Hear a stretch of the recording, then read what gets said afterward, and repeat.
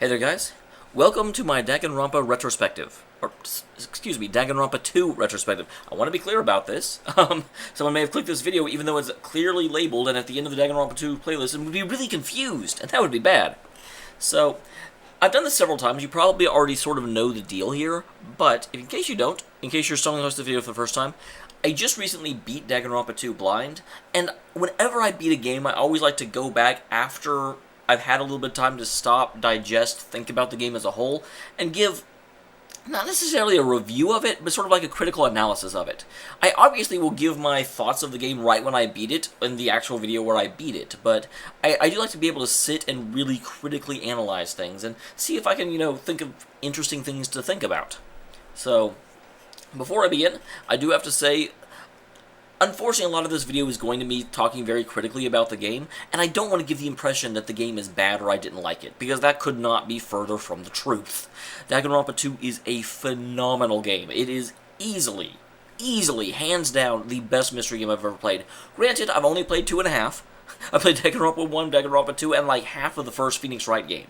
But still, it is so much better than Danganronpa 1. The trials are incredible. The trials are works of art, frankly. And that's the big draw of the game. I have no bad things to say about the way the trials are set up. They are astounding. So, I am super, super, super happy with what I ran into there. So, let me be very clear on the outset. It's a wonderful game. I have nothing bad to say about it overall. However, if I'm going to do a critical analysis of it, it only makes sense that, yes, I do actually talk about, the areas where I feel like the game could have done better. And there is one of these that really, really jumps out at me. I do feel like the characterization in Danganronpa 2 is weaker than the characterization in Danganronpa 1 was, with some very obvious exceptions. This guy is the most obvious exception. Nagito not even May. Nagito is my absolute favorite character in the Danganronpa series. Yes, he surpasses Byakuya. I really like both, but it's not a contest here. Nagito is just phenomenally... His character is so interesting and continues evolving through the whole thing, and he's so freaking smart. I am just really, frankly, in awe of this character. Oh my god, such a good character. And then also, Fuyuhiko. Fuyuhiko has a really, really, really touching story through the whole thing. He starts off, he is the, son of the greatest mafia clan in Japan. He, is very much about respect, and he needs people to, treat him with respect, even though he's shorter than most of the other guys, and he has a little bit of an inferiority complex because of it, and so he won't let anyone talk down to him, and it ends up his inability to let things go causes the one person he cares more about in the world to ultimately die. And he gets racked by guilt over that, and he realizes that putting on airs and, putting this front forward has cost him everything. And so he spends the rest of the game desperately trying to, alter his personality and address and fix the thing that ruined his life. Fuyuhiko I didn't like him at first. At first, I couldn't stand the little twerp. But after Chapter 2, I just really, really grew to like and respect this character. But other than those two, a lot of the characterization just seems really, really shallow in Danganronpa 2. And let me show you what I'm talking about. Let's use a character I really like, Gundam. Gundam is hilarious, really carried the game. I really, really enjoyed and appreciated him. But when you really look at it, what is Gundam's story? He has some gerbils that he really, really likes, and he's, taking care of them. He's got an ongoing relationship with Sonya that developed at some point, and apparently they have done things that are shameful in front of cameras, if Sonya's commentary later is anything to go by. And he thinks himself a warlock, and speaks in a very archaic and interesting way. And that's pretty much it. That's, and it is, it's like, compare that to what I just said about Fuyuhiko. There's not a story there, there's not a character there. There's a collection of traits, and they're interesting, but, look at Danganronpa 1. I guess we'll go ahead and look at Sakura, because Sakura was the killer in the fourth trial. Gundam was the killer in the fourth trial. Seems fair. Um, Sakura's story is that she was forced to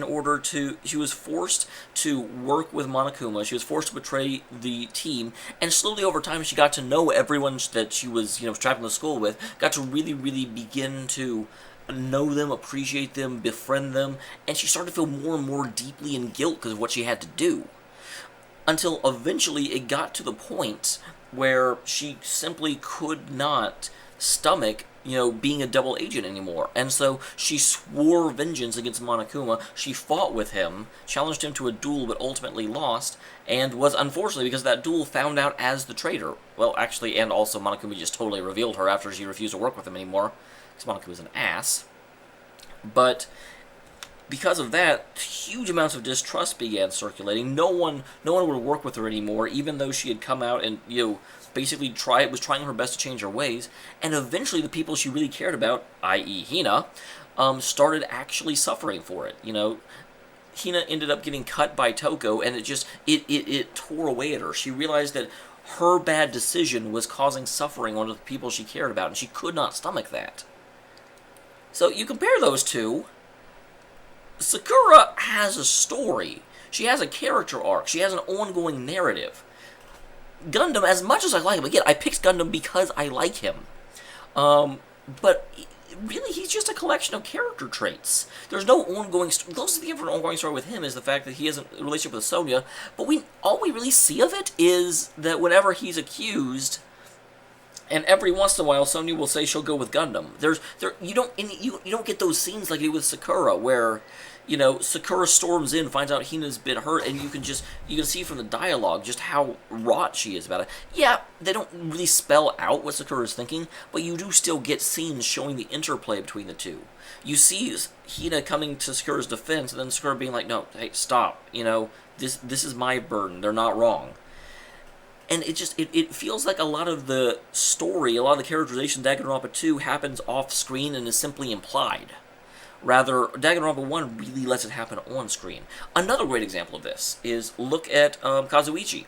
Kazuichi is, in love with Sona, but it is completely unrequited. So how do they handle it? Well, they have him constantly following Sonya around, asking about Sonya, wanting to be with Sonya, and being ignored. And that's how they handle it. It is literally the same interaction that happens repeatedly for the entire game. And it's one of the parts of Danganronpa 2 that frustrated me most, because it really made me dislike Kazuichi. Because I just got so tired. Like, the two things he did was that he really wanted Sonya to go out with him, and he was super obsessed with trying to figure out who the traitor was. And he was accusing everyone of being a traitor. Those are like the two big things he did in the two parts of his character. And both of them, again, there's no ongoing story with him. Those are just repeated bits that they talk about. And repeated things he does over and over and over again. Compare that with Toko. Toko has unrequited love for Byakuya. But they don't, what they actually are willing to do in the first game is they have that play out in several different ways. I remember there was a great trial in Danganronpa 1 where Byakuya told Toko to shut up, and then later she had information we needed, but she wasn't willing to talk because he had told her to shut up. It was this great, actually legitimately funny moment where Makoto had to be like, "Hey, can you let her talk now? Because we really need to know what she'll say." And he's like, "Oh, fine." And again, they also have the interplay between Byakuya and Toko plays out on screen rather than, being ignored. I guess being ignored by Sonya also plays out on screen, but nothing ever comes of it. There's no there. It's just a matter of he continuously wants to follow her around, and she continuously avoids him, and that's the entire storyline. Versus Byakuya, he does slowly and grudgingly start to accept her. I don't think Byakuya and Toko ever actually have a relationship. I don't see any evidence of it, although granted, who knows, there's more games to play. But he does eventually stop finding her completely unnecessary and completely a waste of his time.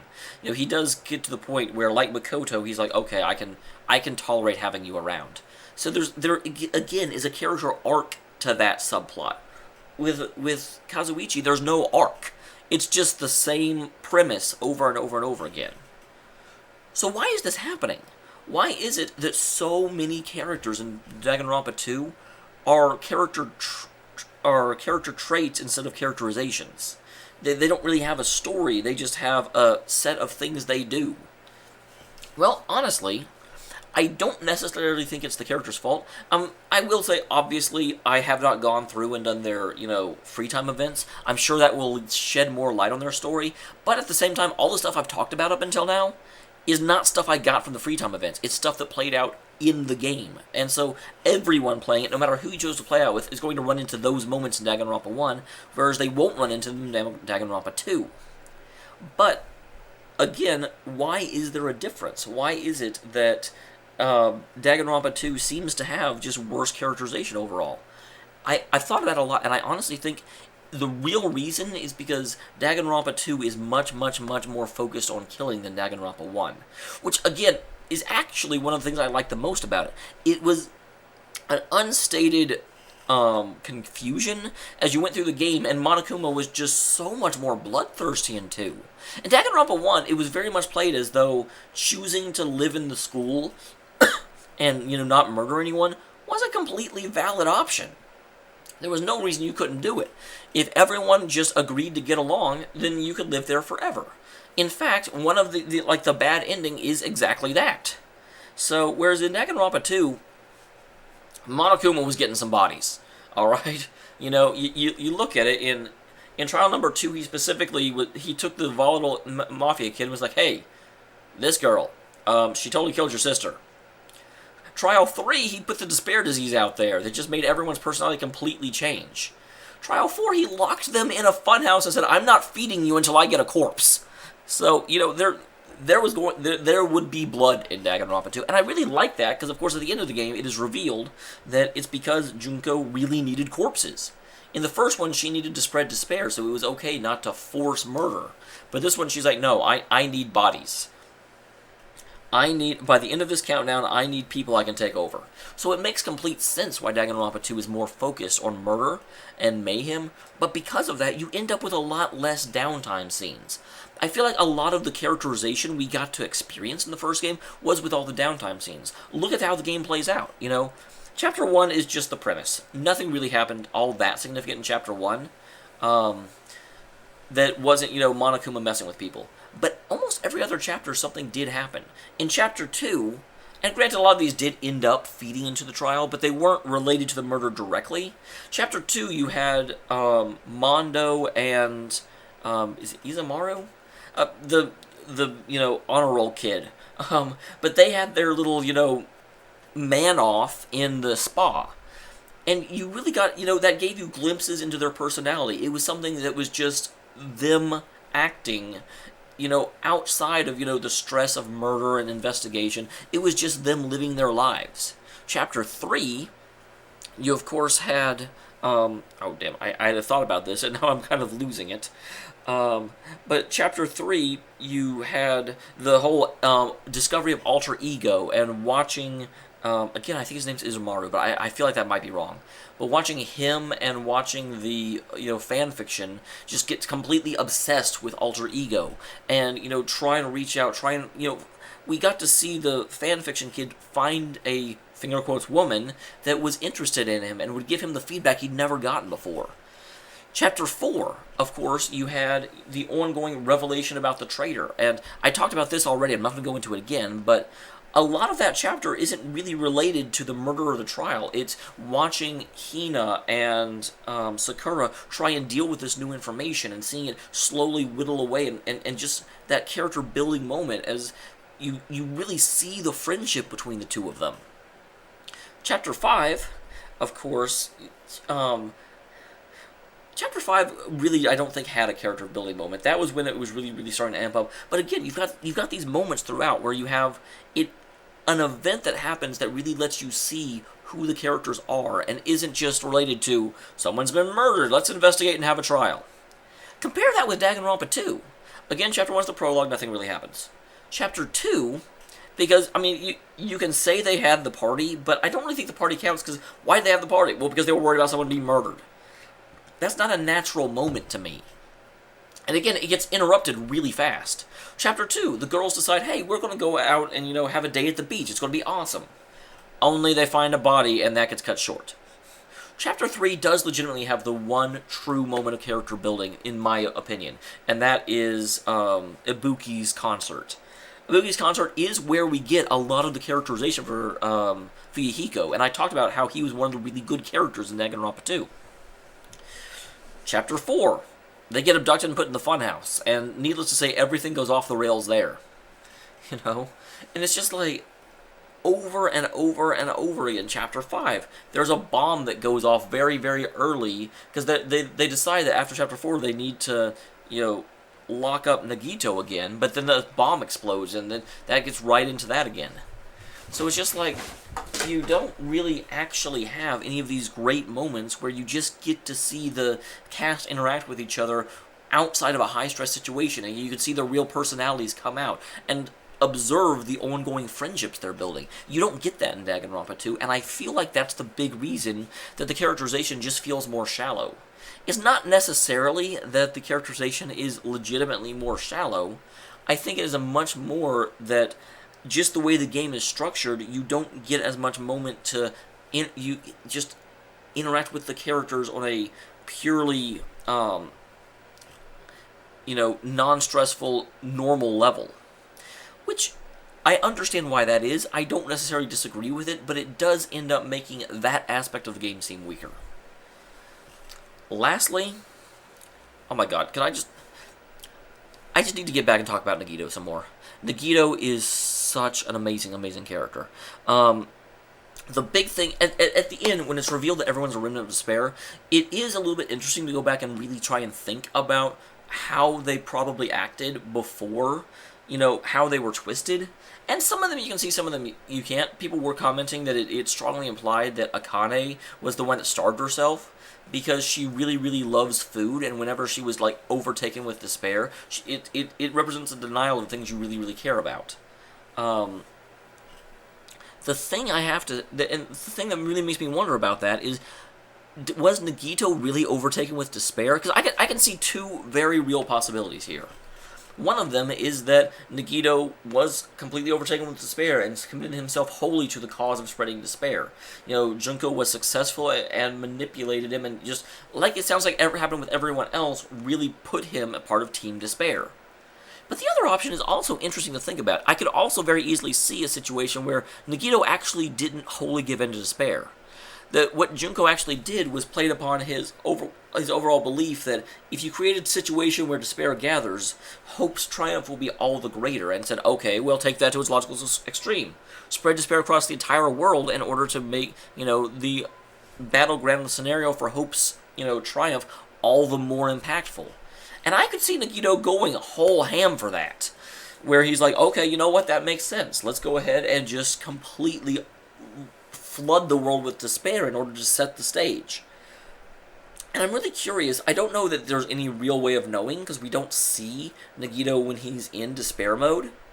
But I would be really interested to know, was he legitimately part of despair, or was he really just the same person going to its logical extreme because of Junko's influence?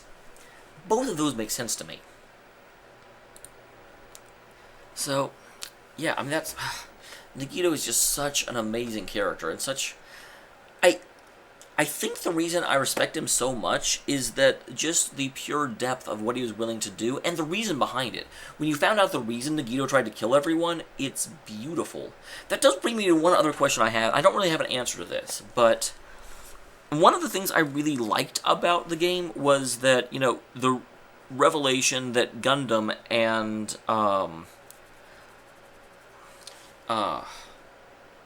Mechamaru.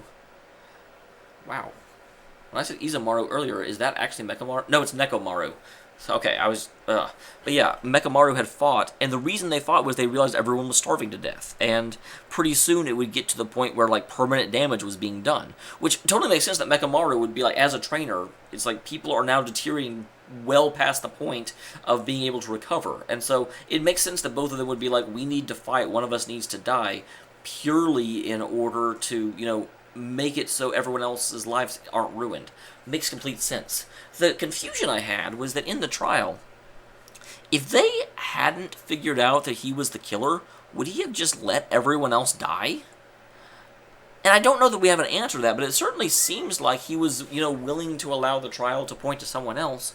And that's extra confusing when you consider that he and Sonya seemed to actually have a thing going, and he was just completely okay with her dying, possibly. It kind of undercuts the entire message of that trial. And it was a bit of an unusual circumstance. And then I also, the last thing I want to talk about is Chiaki. Chiaki, I have a really, really difficult time with. I like her as a character in retrospect. But unfortunately, she falls into a lot of the same characterization problems that most of the other cast does. It's like, she's really, really interesting once you've beaten the game and you know what her story is. But during the actual things playing out, she's not really that interesting, Her characters, again, she has character traits. She has narcolepsy, she really likes video games, and she says, "I think," after declarative statements, which, again, I'm like, that, but what she actually does is not an ongoing story until, again, way too late. Now, in retrospect, when you look back at her, it's really interesting. When you remember how in Trial 5, she spent the whole trial desperately trying to lead people to the conclusion that she was the one they need to vote for. But she was programmed and hardwired not to be able to say that. And whenever Nagito said that the traitor needs to swipe their thing, she did it, no hesitation, immediately, bam! Because she doesn't want to put anyone at risk, and it was such beautiful in retrospect. But again, it's one of those, I have a lot of problems because it's like, I know a lot of people really, really like Chiaki. From comments, people really talked about how, Chiaki was one of their characters, and the entire playthrough, I wasn't all that impressed with her. And now that I've beaten it, I do understand some of the really great fascination with her, but even then, I'm like, she has an interesting story, but she doesn't really seem to have that interesting a character, and the difference is kind of significant there. Because the characterization, again, is just a collection of character traits, not really an ongoing narrative, or more specifically, the ongoing narrative is not known at the time it happens. It's something you have to think about later. So, I'm very conflicted when it comes to Chiaki. I like her story, but I don't like the way her story was handled, but I don't know a better way to have done it. I realize that at this point I'm just kind of like rambling on, but that's where we stand. That's ultimately kind of, I think that's probably, we're at about 25 minutes, that's probably a good place to kind of end my retrospective, because I think I've talked about all the big things that had occurred to me as I really considered this series. So, looking forward slightly, I am going to take a slight break before I go to Ultra Despair Girls, and the reason for that is I have learned over the years that if I just go through a series back to back to back to back to back, I end up wildly inconsistent on what my opinion of each individual game is.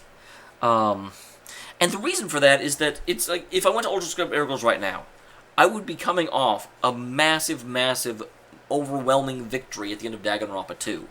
And then I would pick up with the same characters again in Ultra Despair Girls, and I would just sort of expect that feeling of elation and just absolute, fascination, absolute love of this series to continue. And of course the problem is, a game can't do that. You're not going to be able to start Game 3 at the same level of emotional investment that you ended Game 2.